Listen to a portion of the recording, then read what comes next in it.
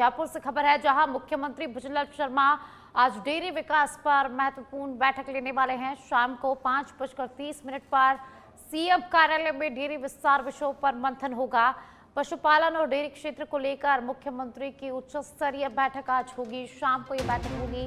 Dairy विकास को लेकर सरकार सक्रिय नजर आ रही है। बैठक में पशुपालन, गोपालक, डेयरी मंत्री, मुख्य सचिव, अतिरिक्त मुख्य सचिव, पशुपालन, प्रमुख शासन सचिव, प्रबंध निदेशक, डेयरी निदेशक, गोपालन एवं अन्य अधिकारी मौजूद रहेंगे। तो आज डेयरी विकास को लेकर महत्वपूर्ण चर्चा होगी। बैठक में पशुपालन, गोपालक, डेयरी मंत्री मौजूद रहेंगे। और ज्यादा जानकारी के लिए पॉलिटिकल एडिटर लाल सिंह फौजदार जुड़ चुके हैं। लाल सिंह, मुख्यमंत्री भुजनलाल शर्मा आज डेयरी विकास पर महत्वपूर्ण बैठक लेने वाले हैं। इसमें कई मंत्री शामिल रहेंगे, तो आज क्या कुछ रहने वाला है बैठक में? देखिए साक्षी, बिल्कुल ये बड़ी अहम बैठक है, क्योंकि बड़ा तबका इससे जुड़ा हुआ है। खासकर पशुपालक इससे जुड़े हुए हैं, उनका पूरा एक व्यापार और राजस्थान के विकास में अर्थतंत्र को मजबूत करने में डेयरी सेक्टर का बड़ा योगदान है। खासकर वो पशुपालक, ऐसे पशुपालक जो दूध का व्यापार करते हैं, तो एक बड़ा सेक्टर इससे जुड़ा हुआ है। बड़ी आबादी इससे प्रभावित होती है।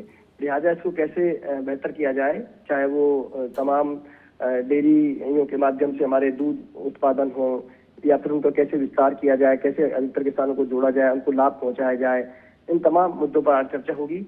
और इसमें जो इससे खासकर एक विस्तार की बात मैं जरूर कहूँगा साक्षी, क्योंकि इसका विस्तार पिछले समय से लगातार किसान भी ये मांग कर रहे थे। दुग्ध उत्पादक किसान है, वो भी इस तरह की मांग कर रहे थे कि हमारे प्रोडक्ट राष्ट्रीय स्तर पर अपनी पहचान बनाए, इसकी दिशा में प्रयास करना चाहिए। इसमें भी कई बार मिलावटखोर सक्रिय हो जाते हैं, उन पर सख्ती से पालन किया जाए, क्योंकि स्वास्थ्य से जुड़ा हुआ सीधा इसका संबंध है। ऐसे में तमाम इन बिंदुओं पर चर्चा होगी। और इस बैठक में पशुपालक, गोपालक, डेयरी मंत्री, मुख्य सचिव, अतिरिक्त मुख्य सचिव, पशुपालक, प्रमुख शासन सचिव, प्रबंध निदेशक, डेयरी निदेशक, गोपालक, अन्य अधिकारी मौजूद रहेंगे। यानी कि डेयरी के मंत्री, विभाग के अधिकारी बैठक में मौजूद रहेंगे। मुख्यमंत्री भुजनलाल शर्मा का डेयरी को लेकर पूरा एक संबोधन भी रहेगा। और इस बैठक का मकसद यही है कि कैसे डेयरी और पशुपालक जो विभाग है उसको मजबूत किया जाए, यानी कि डेयरी तंत्र को कैसे मजबूत किया जाए, ताकि इस पर डिपेंड अधिकतर किसानों को, एक बड़ी आबादी को लाभ पहुंचाया जा सके। और ये विभाग राजस्थान के विकास में कैसे अपना अहम रोल अदा कर सकता है, इस दिशा में आज चर्चा होगी बैठक में। जी बहुत बहुत शुक्रिया लाल सिंह इस तमाम जानकारी को साझा करने के लिए। मुख्यमंत्री भुजनलाल शर्मा आज डेयरी विकास पर महत्वपूर्ण बैठक करेंगे। शाम को 5:30 पर सीएम कार्यालय में डेयरी विस्तार विषयों पर मंथन किया जाएगा। तो डेयरी विकास को लेकर सरकार सक्रिय नजर आ रही है। मुख्यमंत्री भुजनलाल शर्मा डेयरी विकास पर आज अहम बैठक लेने वाले हैं। तो शाम को 5:30 पर सीएम कार्यालय में ये बैठक होगी। ईरान अमेरिका युद्ध के बीच भारत के लिए आज एक बड़ा दिन है। आज भारत पूरी दुनिया को समंदर के नए सिकंदर से परिचय कराएगा। जी हां, भारत के इस नए सिकंदर का नाम है तारागिरी। यह भारतीय नौसेना को मिलने जा रहा है। तारागिरी एक लेटेस्ट स्टील्थ युद्धपोत है और इस खतरनाक युद्धपोत को आज विशाखापट्टनम के समंदर में कमीशन किया जाएगा। भारत का यह लेटेस्ट वॉरशिप समंदर में दुश्मनों का काल है। यह ब्रह्मोस मिसाइल से लैस है, वही ब्रह्मोस मिसाइल जिससे पाकिस्तान आज तक खौफ में है। दरअसल रक्षा मंत्री राजनाथ सिंह विशाखापट्टनम में युद्धपोत तारागिरी को नौसेना में शामिल करेंगे। यह युद्धपोत सुपरसोनिक मिसाइलों से लैस है, यानी इसमें ब्रह्मोस की ताकत दिखेगी। यह मिसाइल सतह से सतह पर मार सकती है। इसमें मध्यम दूरी की सतह से हवा में मार करने वाली मिसाइलें और एक विशेष पनडुब्बी रोधी युद्ध प्रणाली भी है।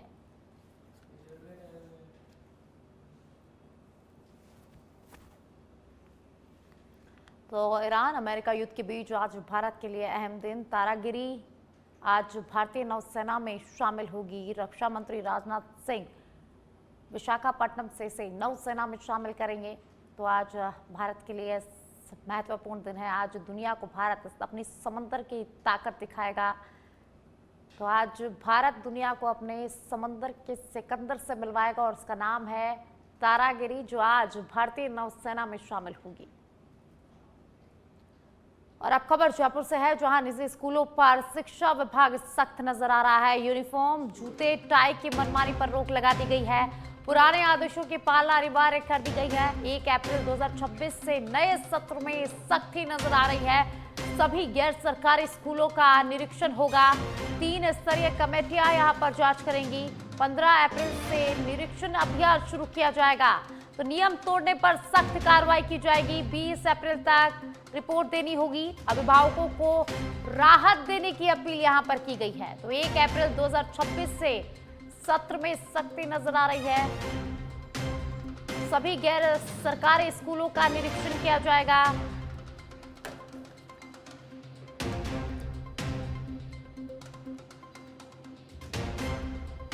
तो निजी स्कूलों पर शिक्षा विभाग सख्त नजर आ रहा है। यूनिफॉर्म, जूते, टाई की मनमानी पर अब रोक लगा दी गई है।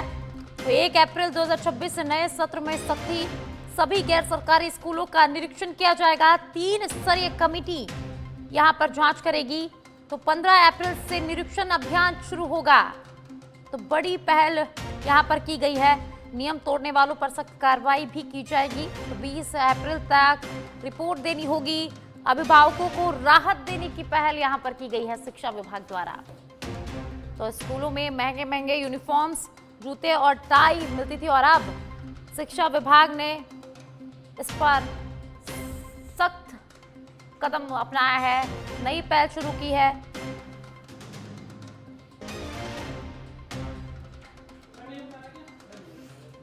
शिक्षा विभाग सख्त नजर आ रहा है। निजी स्कूलों पर सख्त यूनिफॉर्म, जूते, टाई की मनमानी पर अब रोक लगा दी गई है। चलिए खबरों में आगे बढ़ेंगे। बीकानेर से खबर है जहां जिला कलेक्टर के ज्वाइनिंग के साथ ही एक्शन शुरू हो गया है। जिला कलेक्टर निशांत जैन का सख्त संदेश, जिले का नाम अच्छा है, इसे और बेहतर बनाना है। बिजली, पानी, सड़क विभागों को तुरंत रिस्पांस के निर्देश यहां पर दिए गए हैं। आमजन की समस्याओं का तुरंत समाधान करने की हिदायत यहां दी गई। बजट घोषणाओं और फ्लैगशिप योजनाओं में लापरवाही बर्दाश्त नहीं की जाएगी। तो वहीं गर्मी को देखते हुए पानी की व्यवस्था मजबूत रखने के आदेश भी जिला कलेक्टर द्वारा दिए गए हैं। तो जिला हर क्षेत्र में टॉप रैंकिंग में रहे। कलेक्टर ने कहा सभी विभागों को बेहतर समन्वय के साथ काम करने के निर्देश यहां दिए गए। कलेक्ट्रेट के में अधिकारियों के साथ पहली परिचयात्मक बैठक संपन्न हुई। तो बीकानेर से खबर है जहां ज्वाइनिंग होते ही जिला कलेक्टर यहां एक्शन मोड में नजर आ रहे हैं। तो सभी के साथ, अधिकारियों के साथ परिचयात्मक बैठक हुई है जिसमें जिला कलेक्टर ने निर्देश दिए हैं। जिला कलेक्टर निशांत जैन का सख्त संदेश, अधिकारियों को सख्त निर्देश यहां पर दिए हैं। उनका कहना है कि जिले का नाम अच्छा है और इसे और बेहतर बनाना है। तो बिजली, पानी, सड़क विभागों को तुरंत रिस्पांस के यहां निर्देश दिए गए। और अब खबर झुंझुनू से है जहां झुंझुनू में भीषण गर्मी को देखते हुए जनसेवा की दिशा में एक सराहनीय पहल की गई है जहां शीतल जल सेवा अभियान का शुभारंभ किया गया है, जिसके तहत कलेक्ट्रेट परिसर में वाटर कूलर स्थापित किया गया। इस अभियान का उद्घाटन जिला कलेक्टर डॉक्टर अरुण गर्ग ने फीता खोलकर किया। तो इस दौरान कलेक्ट्रेट परिसर में आने वाले आमजन को ठंडे पेयजल की सुविधा उपलब्ध कराई गई, जिससे गर्मी से राहत मिलेगी। कलेक्टर डॉक्टर अरुण गर्ग ने संस्था के सेवा भाव की सराहना करते हुए कहा कि कम समय में इस तरह का कार्य करना प्रशंसनीय है। संस्था ने शहर के विभिन्न स्थानों, खासकर सरकारी कार्यालयों और जरूरतमंद इलाकों में वाटर कूलर लगाने का लक्ष्य यहां पर निर्धारित किया है ताकि अधिक से अधिक लोगों को इस अभियान का लाभ मिल सके। तो झुंझुनू से खबर है जहां कलेक्ट्रेट परिसर में वाटर कूलर स्थापित किया गया है। ऋतु को देखते हुए, आगामी वर्षा ऋतु को देखते हुए विभिन्न सरकारी कार्यालय और अन्य स्थान से निवेदन आया था कि गर्मी को देखते हुए वहाँ ठंडे पानी की आवश्यकता है और राजकीय कार्यालयों में बड़ी संख्या में शहर और आसपास के लोग अपने अपने कामों से आते हैं और ठंडा पेयजल एक महती आवश्यकता है। उसको देखते हुए ये मांग और जो बिल्कुल जायज़ है और हमने शाम सेवा संस्थान और लॉयंस क्लब से ये आग्रह किया कि सामाजिक सरोकार की श्रृंखला में यदि वो इस मदद कर पाए तो ये सरकारी कार्यालयों के लिए नहीं, आम लोगों के लिए बड़ी राहत के विषय होगा। और मुझे खुशी है कि उन्होंने 20 से 25 वाटर कूलर जल्दी ही इस गर्मी के सीजन को देखते हुए जहाँ पे ज़्यादा आवश्यकता है, ज़्यादा लोग का आवागमन होता है, वहाँ उपलब्ध कराने का उन्होंने आश्वासन दिया है। और उसी कड़ी में आज बहुत ही त्वरित कार्रवाई करते हुए 2 वाटर कूलर कलेक्ट्रेट में स्थापित भी कर दिए, जिसका अभी लोकार्पण जो है कलेक्ट्रेट के अधिकारी कर्मचारियों के साथ लायंस क्लब, श्याम सेवा संस्थान के लोग। और तो एक और झुंझुनू से खबर सामने आ रही है, जहां राजस्थान लोक सेवा आयोग की ओर से 5 और 6 अप्रैल को आयोजित होने वाली एसआई भर्ती परीक्षा की तैयारियों को अंतिम रूप दिया जा रहा है। प्रदेश के 41 प्रमुख शहरों में 1174 केंद्रों पर आयोजित होने वाली भर्ती परीक्षा में लगभग 7.5 लाख अभ्यर्थी शामिल होंगे। जिले भर में विभिन्न केंद्रों पर परीक्षा 2 पारियों में आयोजित होगी। पहली पारी सुबह 11 बजे से दोपहर 1 बजे तक, तो वहीं दूसरी पारी दोपहर 3 बजे से शाम 5 बजे तक संपन्न होगी। परीक्षा से 1 घंटे तक ही अभ्यर्थियों को प्रवेश दिया जाएगा। इसके बाद एंट्री गेट बंद कर दिया जाएगा। अभ्यर्थियों को ड्रेस कोड को लेकर भी सख्त निर्देश दिए गए हैं। तो वहीं अभ्यर्थियों को QR कोड वाले एडमिट कार्ड के अलावा अन्य आवश्यक दस्तावेज के साथ प्रवेश दिया जाएगा। इधर जिले में परीक्षा में नकल रोकने और सुरक्षा के पुख्ता इंतजाम के लिए जिला प्रशासन ने ADM अजय कुमार आर्य की अध्यक्षता में केंद्राधीक्षक और डिप्टी कोऑर्डिनेटर की बैठक लेकर आवश्यक दिशा निर्देश जारी किए हैं। तो झुंझुनू से खबर है, जहां एसआई भर्ती परीक्षा 5 और 6 अप्रैल को यहां पर होने वाली है और इसी को लेकर प्रशासन ने सभी तैयारियां पूरी कर ली है। तो 5 अप्रैल से थानेदार बनने की परीक्षा जो है वो शुरू होने वाली है।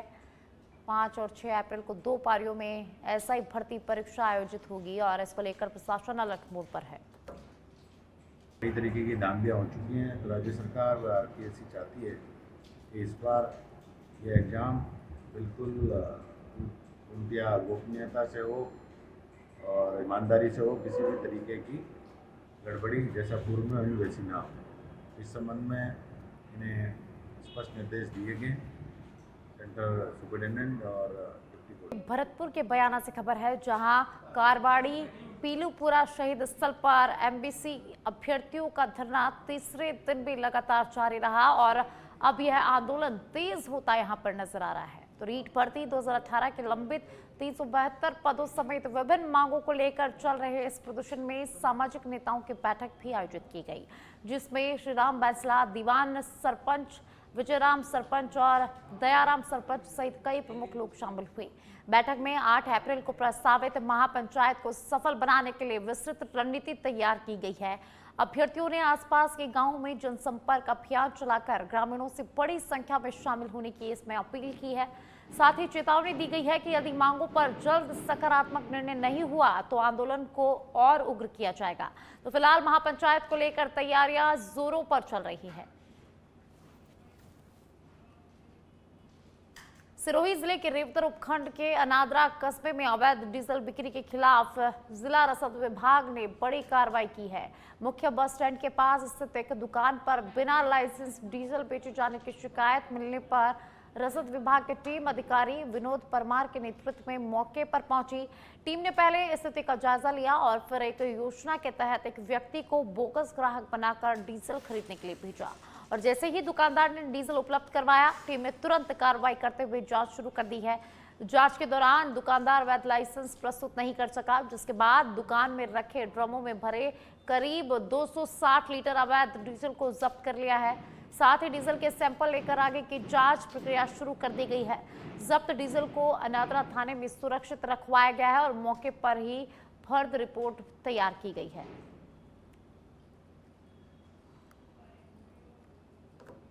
ये एक शिकायत प्राप्त हुई थी जिला कलेक्टर महोदया को परसों। यहाँ अनादरा के अंदर अवैध डीजल जो है उसका भंडारण किया जा रहा है और बेचा जा रहा है, जिस पर जिला कलेक्टर महोदया द्वारा निर्देशित किया गया था कि इस पर कार्रवाई की जाए।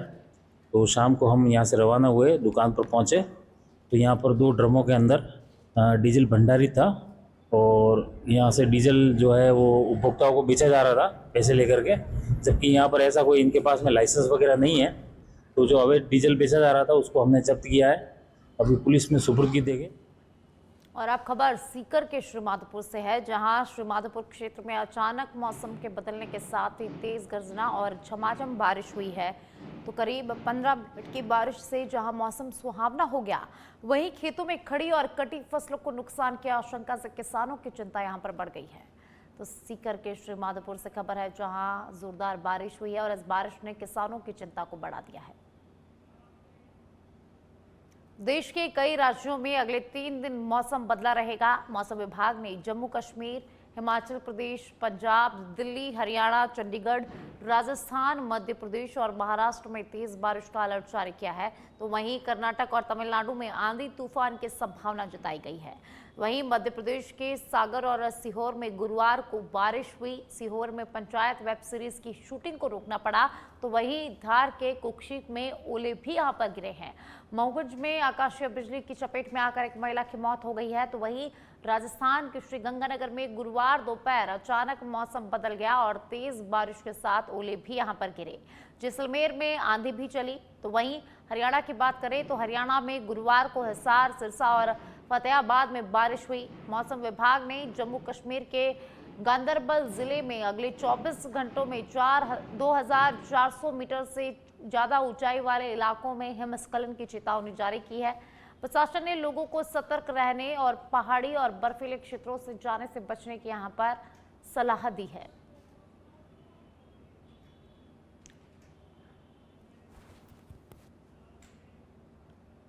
ऑस्ट्रेलिया ने गुरुवार को अमेरिका को अपना एयर स्पेस इस्तेमाल करने से साफ इनकार कर दिया है। ऑस्ट्रेलिया के रक्षा मंत्रालय ने कहा कि उनका उद्देश्य तटस्थ नीति अपनाता है, इसलिए वह किसी युद्ध में सीधे शामिल नहीं हो सकते।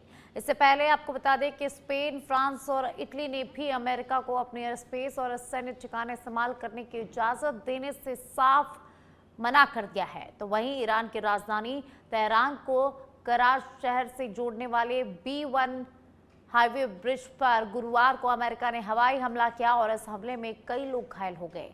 यह पुल इसी साल शुरू हुआ था और इसे मिडिल ईस्ट का सबसे ऊंचा पुल माना जाता है।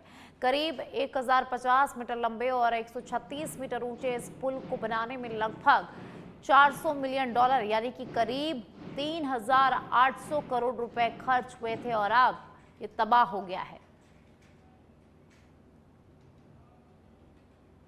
और अब सुप्रीम कोर्ट से खबर सामने आ रही है, जहां परीक्षा टलेगी या नहीं इसका फैसला आज होगा। एसआई भर्ती 2025 पर सुप्रीम कोर्ट से बड़ी राहत। 2021 ओवरएज अभ्यर्थियों को परीक्षा में मौका। 5 से 6 अप्रैल को प्रस्तावित है परीक्षा। आयोग आज बैठक में बड़ा निर्णय लेगा। तो कोर्ट के आदेश के बाद हलचल बढ़ गई है। एडमिट कार्ड पहले ही जारी किए जा चुके हैं। 7 लाख से ज्यादा अभ्यर्थी इस परीक्षा में शामिल होंगे और पेपर लीक पर 1 लाख का इनाम भी घोषित किया गया है। परीक्षा आगे बढ़ने की भी संभावना यहां पर जताई गई है। जयपुर से खबर। तो परीक्षा टलेगी या नहीं इस पर आज फैसला होगा। एसआई भर्ती 2025 पर सुप्रीम कोर्ट से बड़ी राहत। 2021 ओवरएज अभ्यर्थियों को परीक्षा में मौका इस बार मिलने वाला है और 5 और 6 अप्रैल को परीक्षा प्रस्तावित है। और अब खबर जोधपुर से है, जहां जोधपुर के वारे जोधपुर नगर निगम अब स्वर्ग या नरक से आकर करेंगे जनगणना। तो नगर निगम ने कमाल कर दिया है। जनगणना में मृत कर्मचारियों की ड्यूटी तक यहां लगा दी गई है। तो अब इस लोक के साथ परलोक में भी जनगणना होगी। 1.5 से 2 साल पूर्व रिटायर हुए कर्मचारियों की भी लिस्ट में नाम, जो कि शहर में चर्चा का विषय अब बना हुआ है। तो नगर निगम ने कमाल कर दिया है। जोधपुर से एक खबर है, जहां वारे नगर निगम क्या कमाल किया है। नगर निगम ने मृत व्यक्तियों के नाम भी लिस्ट में जारी कर दिए हैं। जनगणना में मृत कर्मचारियों की ड्यूटी यहां पर लगा दी गई है। तो अब इस लोक के साथ परलोक में भी जनगणना होगी। तो जोधपुर से खबर है, जहां नगर निगम ने मृत कर्मियों के नाम लिस्ट में जारी कर दिए हैं। जनगणना की जिम्मेदारी नगर निगम को दी गई है। और